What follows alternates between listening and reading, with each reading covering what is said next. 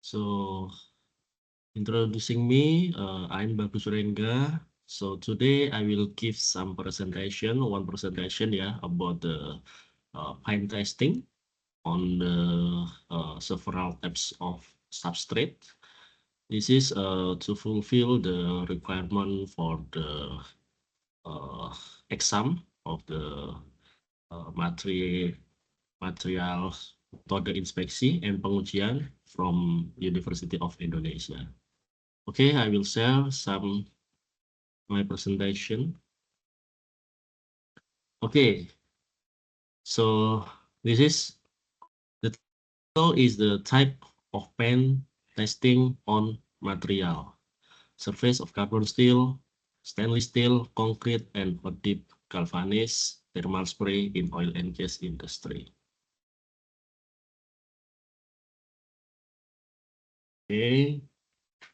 Okay, what is the pen? This paper background. Yeah, so the paper background is the painting in oil and gas industry, usually used for to provide the visual aesthetic and then to protect material from damage due to corrosion and various other environmental conditions. Several issues that are often encountered at the inspection and testing of the painted material, such as the inability to identify defect or imperfection on the surface of the material before the painting process. And then instability of the production and change in environmental condition during the painting process. So we already have before painting process, we have problem. During the painting process, we have problem. And then the last one is the sensitivity in detecting paint defects or inefficiency after painting process. So there is a 3 time condition, which is before, during, and then after painting process.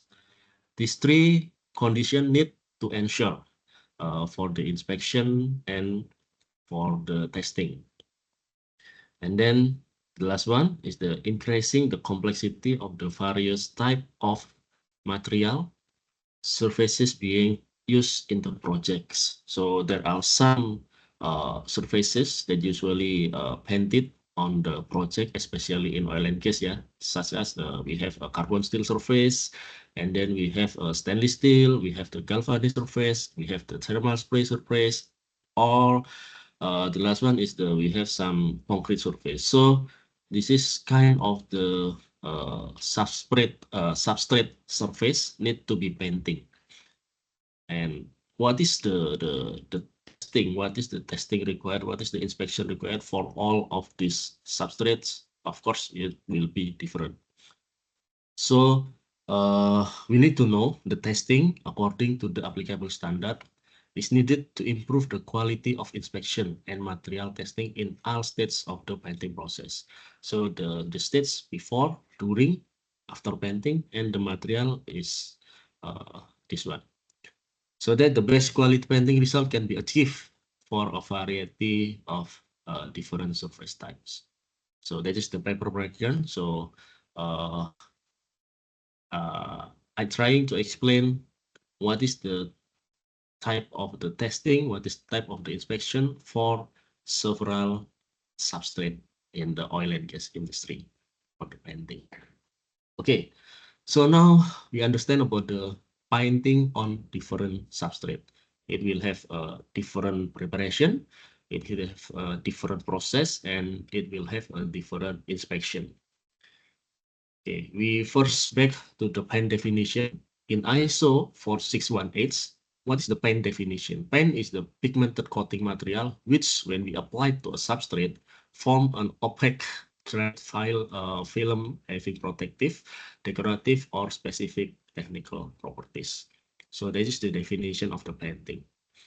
So why we need to paint in oil and gas industry? Yeah, because the main reason is to add the corrosion protection and enhance the durability of the structure of substrate.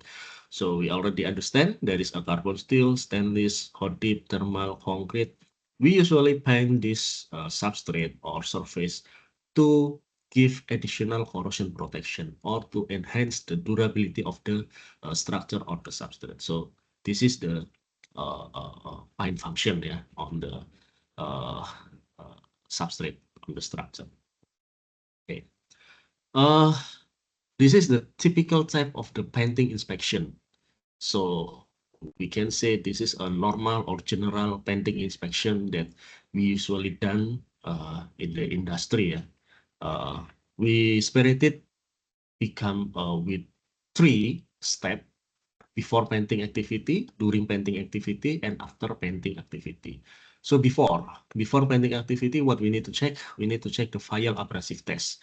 It is to check the abrasive from oil contaminant. So the material abrasive itself, before it used for the plastic, we need to check the oil contamination. And then we need to check the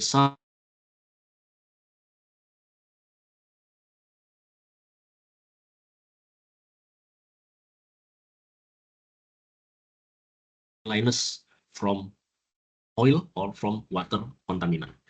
And then we need to check the needle pressure gauge to check the pressure value on the blasting hose before we use it to blasting the material. We need to check also the environment condition to check the relative humidity, the dew point, the still temperature as a parameter before blasting.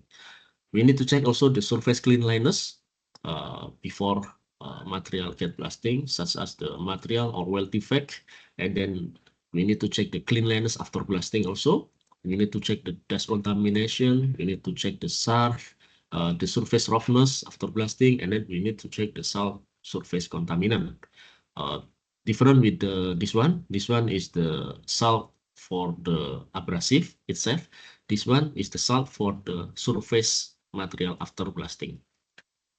And then we come to the during painting activity, what we need to check. We need to check the interval code of the paint layer of the primer, and second code, what is the minimum interval code. Then we need to check the typical datasheet thickness. What is the wet film? What is the typical per application? We cannot going over typical thickness. It will make some problem the painting later on. And then we need to check the nozzle tip gun, which need to spray.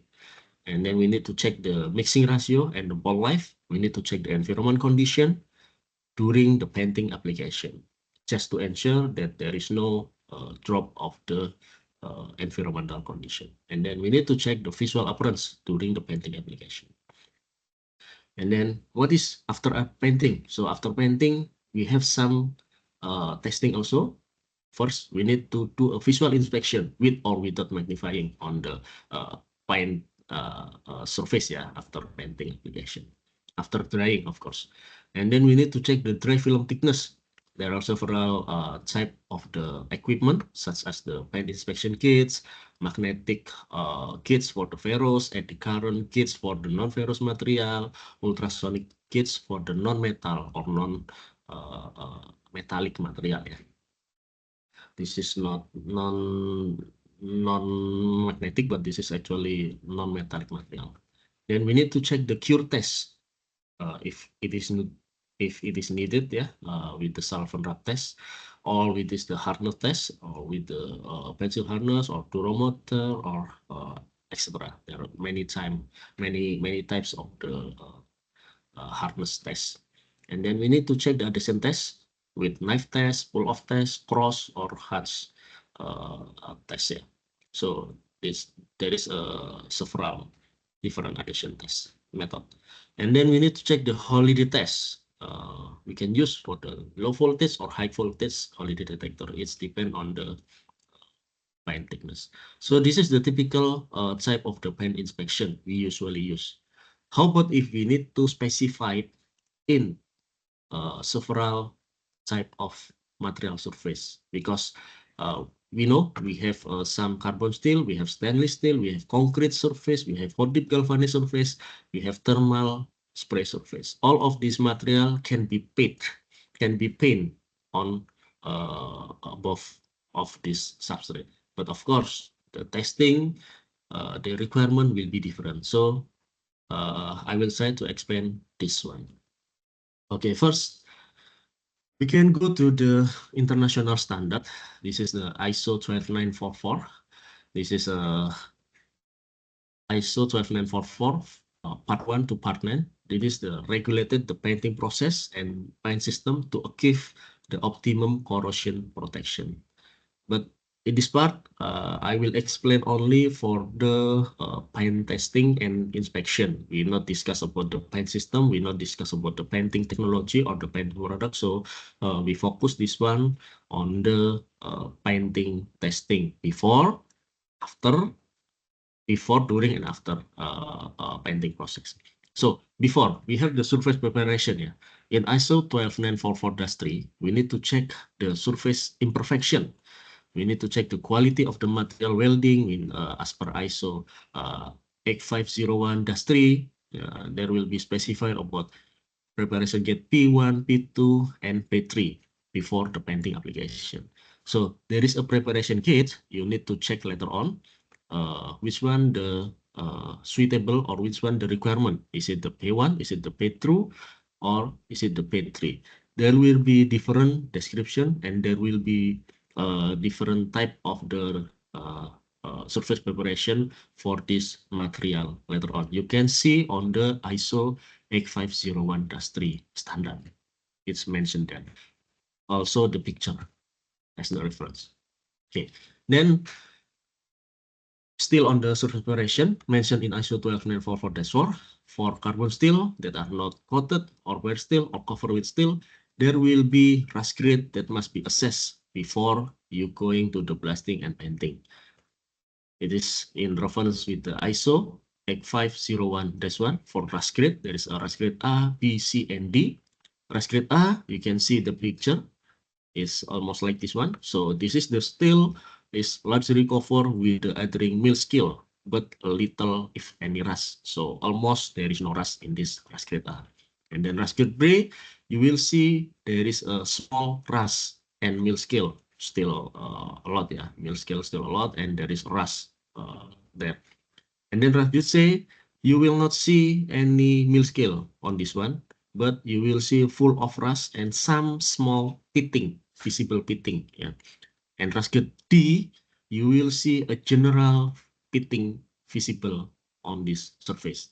So this is the fourth kind of the rust grade material, A, B, C, and D. You need to check what is the requirement of your project specification before you use the material still. Okay, then we need to check visually. We need to ensure that the material before blasting is free from oil contamination or grease contamination. This is very important, yeah, because when you do a blasting or you do a mechanical preparation on this material still which have oil or grease contamination, it will stick on the material even you blasting it. So you need to wash it before you do a blasting for this one. Otherwise, you will see some contamination like in this picture. This is still after blasting. You will see the oil still there, and then there is a contamination. You can see this is the oil contamination on the surface. This cannot be removed except using solvent cleaning. So you need to insert this oil contamination.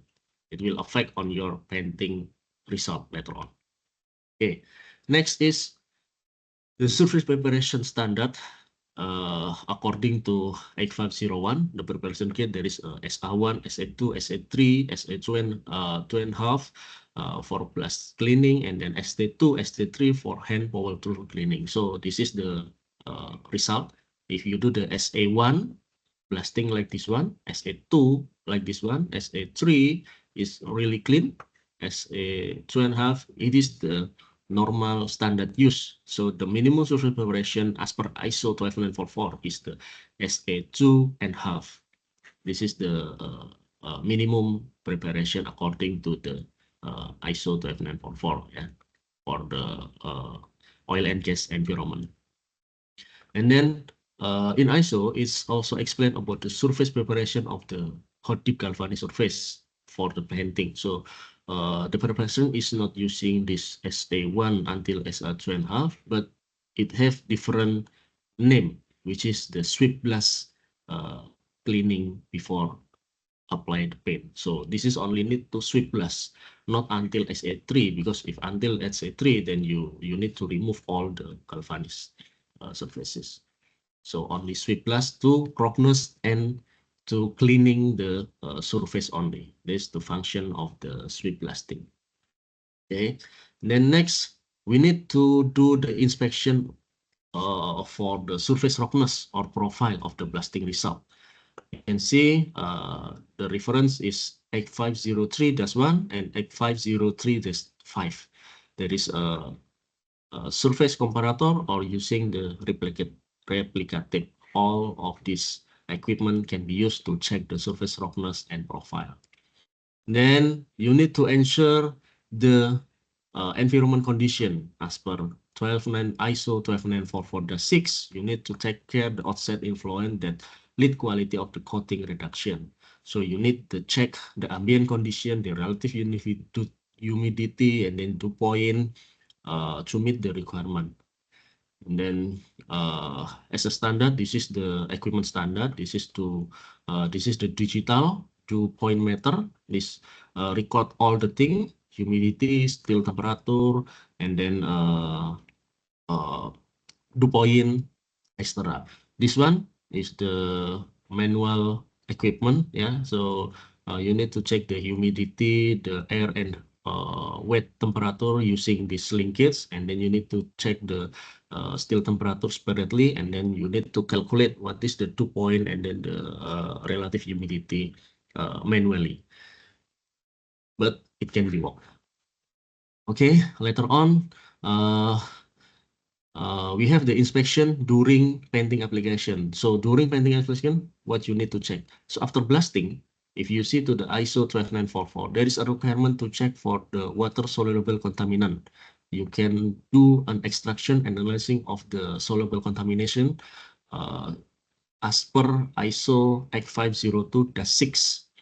And additionally, you need to check the value of the total surface of water salt soluble as a ionic contaminant as per ISO 8502-9. So this is the equipment. This called it salt test. So this equipment is called salt test. It use some pressure pads, and then it use some water to put on the vessel, and then you take the water from this vessel, and then you check the salt using this equipment. So that's the method to check the salt test on the blasting surface. Next, after blasting, you need to check the residual dust using standard 8502-3. So this is the process. You put a tip, transparent tip there, and then you do a comparison with the pictorial standard of the dust. Yeah, there is a level 1, 2, 3, and 5. So you need to check the dust contamination after blasting. Then during the painting application, you need to check the wet film thickness. So this is the equipment to check the wet film thickness. So when paint still wet, you need to put your equipment there, and then you need to check what is the wet film thickness you achieve for this application. It's referred to the ISO 2X08 method 1 using foam kits. Okay, and then we going through the inspection after painting application. So we have two before application, and then now inspection after painting application. So after application done, what is you need to check? First, of course, you need to do a visual check, and you need to check the uniformity, the color, the hiding power, the defects such as holiday, wrinkling, variable flaking, cracks, etc. So there is many type of the defect you need to check. Some picture of the paint defect. Later on, we can discuss about the paint defect. So this is kind of the visual inspection you need to do. Then what else? After painting, you need to check the dry film thickness. You need to check the dry film thickness with destructive or non-destructive equipment. Yeah. So this is the banana magnetic pool of kits. This is the PIG2 kits. This is the dry film thickness kits, magnetic kits. So one banana and magnetic kits is the non-destructive. PIG is the destructive equipment. So there is two type of the equipment you can use to check the dry film thickness. In standard, you can see the ISO 19840 for the method or for the procedure checking the dry film thickness on the paint surface. For the hot dip galvanized coating, you can refer to the ISO 1461, and for thermal spray coating, you can refer to ISO 2063 with the same equipment, which is the magnetic kits equipment. Okay, so this one, if the substrate is the metallic, you can use either ferromagnetic using magnetic kits or non-ferromagnetic using eddy current kits. The equipment almost same. And for the non-metallic substrates such as concrete, you can use non-metallic substrate, non-metallic substrates you can check using the ultrasonic kits. The equipment almost same, but the difference is in the probe and on the system. One using magnetic kits and eddy current, one using the ultrasonic kits.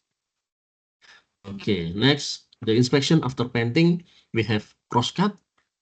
We have the adhesion test. Adhesion test, you will get separated about the thickness. So if this is a thin layer thickness, you can use crosscut.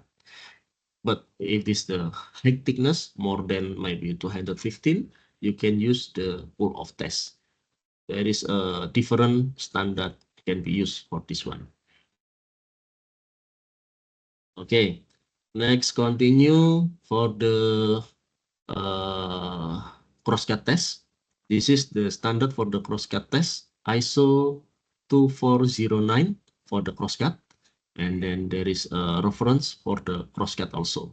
This is the reference for the crosscut, the classification for the crosscut. Later on, you can see on this standard. This is for the painting below 250 microns. This is standard and equipment for the pull-off test. This is the equipment using pull-off test equipment, and then it use some dolly to be installed in here. With diameter usually 20 mm diameter for the rigid surface like a steel, but for the substrate like concrete, you need a larger dolly, maybe 50 millimeter or 100 millimeter. So that's different. Other thing is you need to check the holiday or the porosity of the coating. You can use this holiday test detector. So you can see there is if there is a porosity or there is a holiday on this painting, the electrolyte can penetrate to the coating through the porosity area. Porosity can be many kind, like hole, pit, pinhole, void, crack, etc. You can check that all using this equipment as per ISO 29601. For the low film thickness, low DFT, you can use the low voltage holiday test. For the high thickness DFT, you can use the high voltage detector using equipment almost like this one. Yeah. Okay, we're going through to the another standard, which is the ISO 1461 and ISO 14713-2. So this standard is generally properties for the zinc coating applied by hot dip galvanized and thermal spray and its test method. Yeah, this is the hot dip galvanized, but this not apply for the coating on top of this galvanized and thermal spray. So this is only standard for how to apply the hot dip galvanized and how to apply the thermal spray on the metallic substrate. But for the coating on above galvanized or coating on above thermal spray, we cannot use this standard. It's different standard requirement. Okay, but we will discuss some about the standard. So the inspection of the galvanized is to consider the appearance and the galvanized coating thickness. So only two for this galvanized, appearance and then the thickness. And then some galvanized, maybe the appearance become darker or lighter or aesthetic effect, but this is not subject for rejection. Yeah. Because this is the characteristic of the material itself, of the substrate itself, of the zinc itself. You can see on the ISO 1461 later on in detail what is the cause of this aesthetic effect. Then continuing for the thickness of the galvanized coating, you also need to check the standard for the reference of the how to check the coating thickness of this galvanized.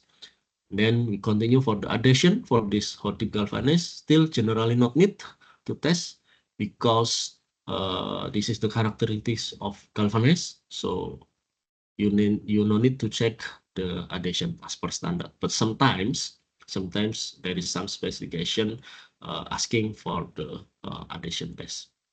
Yeah, it's depend on the specification.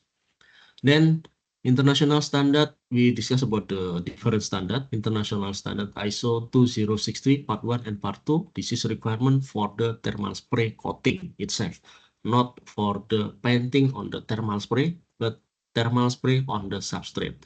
So this is the example. People worker doing thermal spray on the substrate, and this is the standard to cover for the design consideration, coating characteristic, coating thickness, adhesive strength, surface appearance, and testing. So what is the requirement for the surface preparation? Actually, it's same with the liquid painting, but additional for the metallic spray coating, you need some have additional testing. The important for the thermal spray coating is the consistency of the spray parameter, which consists of value of the current, voltage, gas flow, motion, rate, and mechanical sparing. Then the visual test criteria for the thermal spray coating shall be uniform reference without blister, inclusion, bare page, free, not entering Baltinger, and etc. Coating thickness can be checked using the electromagnetic gauge.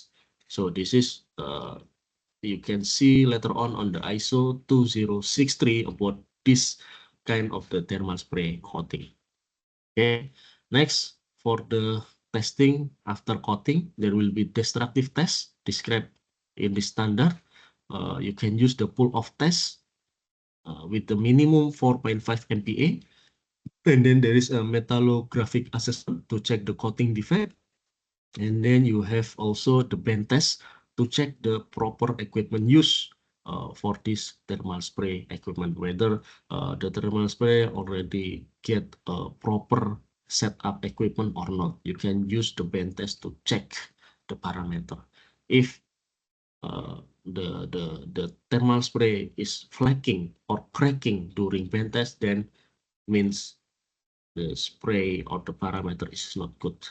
So you need to check this bend test during the application later on. Okay, another standard is the SSPC SP13 or NES joint standard, NES number 6. This is standard for the painting above of the concrete surface. So what is you need to check on the concrete surface? You need ensure that surface shall be free from voids such as honeycomb, porosity, latency with concrete, adhering concrete, dust protrusion, sub-edge, etc. So you need to ensure that concrete is free from this one before you apply painting on the concrete. This is very important because void can be filled by trapped air vapor, which can expand, contracts, and affect the performance of the coating. You will see a bubble later on if you apply coating on the concrete without considering the void itself, without considering the porosity itself. It will become bubble or blister later on. Bubble, yeah, not blister, sorry. Okay, you need to check the concrete uh,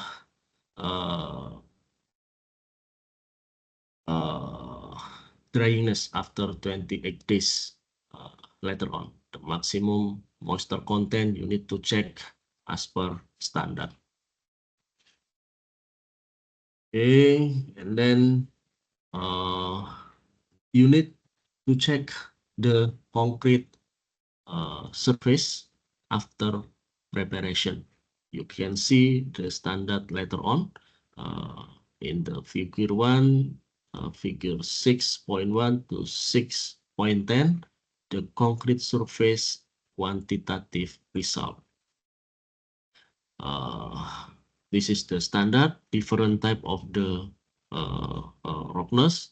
You need to see which suitable for the project specification before applying the paint coating. You need to check also the tensile stress. You need to check the surface soundness. You need to check the residual dust. You need to check the surface profile, etc.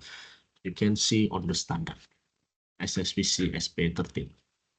And then you can check the addition test also for this concrete surface using same equipment but with different dolly or with the different uh, uh, fixture. So you need to 50 mm loading fixture to get the proper result. Okay, so that's all the uh, reviewing of the standard. So the paper method to get uh, to understand is we review the literature and then we categorize the surface preparation, the coating application, and then the inspection requirement, and then we summarize all of the inspection requirement, all of the method depends on the substrate. So the result and the conclusion is like this. There are 5 usual conditions for liquid painting applied on the different substrate in oil and gas industry. They are painting on the carbon steel, painting on the stainless steel, painting on the hot dip galvanized, painting on the thermal spray, painting on the concrete. And other 2 conditions, there are applying thermal spray coating and hot dip galvanized on the metal substrate. The surface preparation, coating application, and coating inspection of its standard and application method can be summarized as below. You can see this is for the point of the surface preparation. There is an imperfection, rust grit, 20x days cure, moisture test, pH test, and then tensile stress, concrete hardness, cleanliness, and grit. You can see if painting on the carbon steel, the requirement is and the standard is covered in this one. Painting on the stainless steel, this is the requirement. Painting on the galvanized, painting on the thermal spray surface, painting on the concrete, and doing thermal spray coating and hot dip galvanized, the standard is covered and the requirement is covered in this one. You can see this one. And A is the not applicable, meaning to say you no need to do tests on this one. And you can see that concrete have a lot of area need to check before surface preparation. And then during the coating application, there is a standard also for this one. And then during the coating inspection, you have a standard also to check. The requirement for the surface preparation and then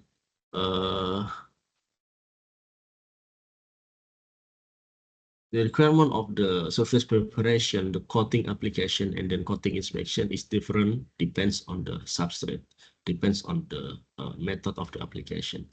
All I have summary on this table.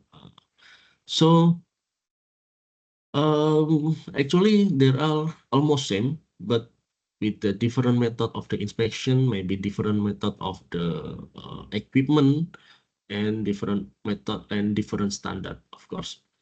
And then the last thing is the painting on the concrete substrate need more attention during the surface preparation because the concrete surface is the different thing, not like the standard metal. So you need to take care of the concrete surface painting later on. So that's all. That's all my presentation. You can see the reference later on this side. There is a reference of the standard that I use. Okay, so that's all my presentation. Today it's all about the pen and uh, testing requirement for its standard. Okay, thank you for your attention. I will close this presentation. Thank you and goodbye.